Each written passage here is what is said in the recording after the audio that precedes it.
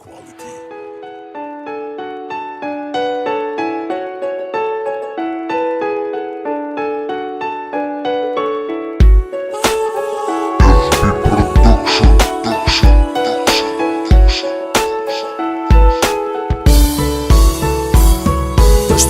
окно, он будто просит войти, он будто просит меня его за что-то простить. Его слезы стекают по стеклянной щеке, ну а я запиваю свой последний штакет, свой последний стакан я сегодня допил. Я забыл, что когда-то кого-то любил. Я убил в себе все, теперь дело за малым убить себя мне только осталось. Ну а дождь будет также стучаться в окно, оставаясь за тонкой стеклянной стеной. Я пройду вместе с ним, оставив лужи и слякоть, слезы людей, которые будут плакать. И постучав в окно на третьем этаже, дождь расскажет тебе, что меня нету уже. И может быть тогда ты наконец все поймешь. Ну а я-то пройду как этот дождь. Стучу я по крыше, но ты не услышишь. Ты как всегда меня не поймешь. Не стану я тише, мои капли напишут на твоей щеке: это был дождь. Стучу я по крыше, но ты не услышишь. Ты как всегда меня не поймешь. Не стану я тише, мои капли напишут на твоей щеке: это был дождь. Я буду стучаться и проситься к тебе. Я буду шуметь в водосточной трубе и, заплакав от сильной тоски,